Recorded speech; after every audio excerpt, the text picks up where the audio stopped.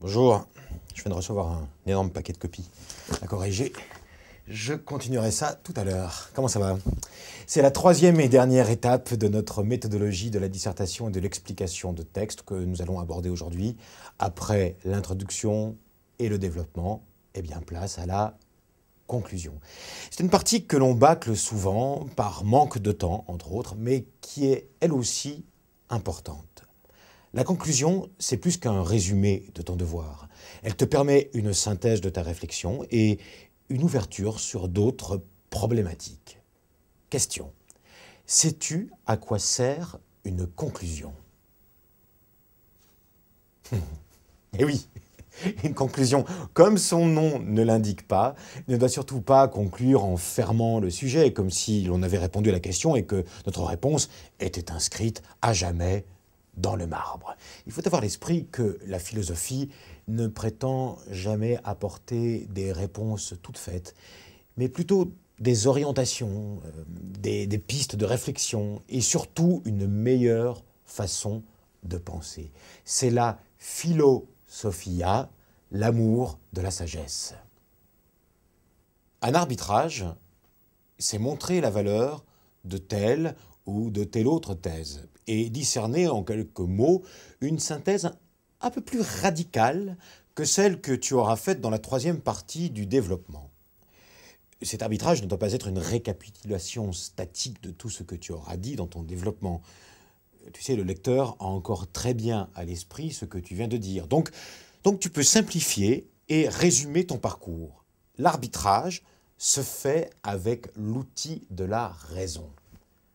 En effet, conclure, c'est aussi montrer que le sujet est bien plus étendu qu'on ne le croit, oui. Et que pour traiter de la problématique que tu as choisie, qui est un point de vue sur le problème, d'autres problématiques sont nécessaires, d'autres points de vue.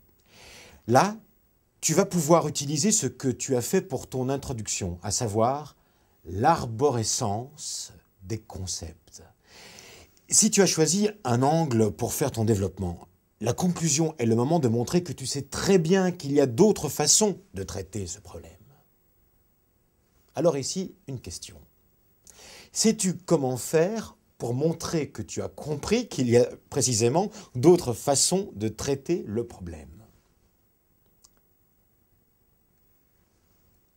Comment? Eh bien, en élargissant le sujet à d'autres. Tu peux ainsi montrer que le problème de la liberté doit prendre en compte non seulement le problème de la conscience humaine, le problème des passions et des actions, mais encore un problème politique. Un outil utile est de se demander par où ton développement pourrait continuer à être développé.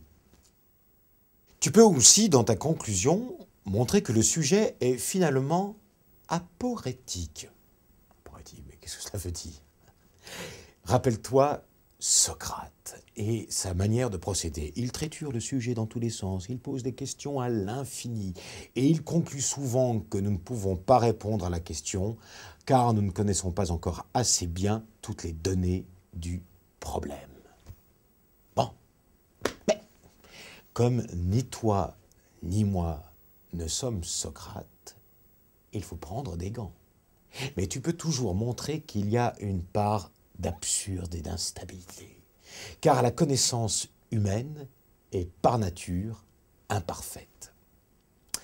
Si tu te rappelles d'une citation d'un auteur sur ce nouvel éclairage de ta problématique, c'est toujours bien de la mettre. Mais attention, et il faut toujours expliquer ce à quoi tu vas faire référence, que ce soit une phrase de la littérature ou un exemple nouveau, etc.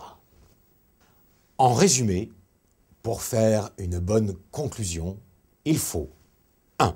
Faire un arbitrage de ce que tu as développé précédemment. 2. Montrer que la problématique choisie en recoupe d'autres. Et 3. Élargir le sujet à d'autres et montrer que la réflexion est loin d'être terminée. Voilà. J'ai envie de dire, c'est aussi simple que ça. Voilà, j'espère que ça t'aura aidé. Et surtout, un petit conseil, à l'examen, garde-toi bien 20 minutes pour faire cette fameuse conclusion. Travaille bien, à bientôt. Moi, je retourne à mes copies. Ciao.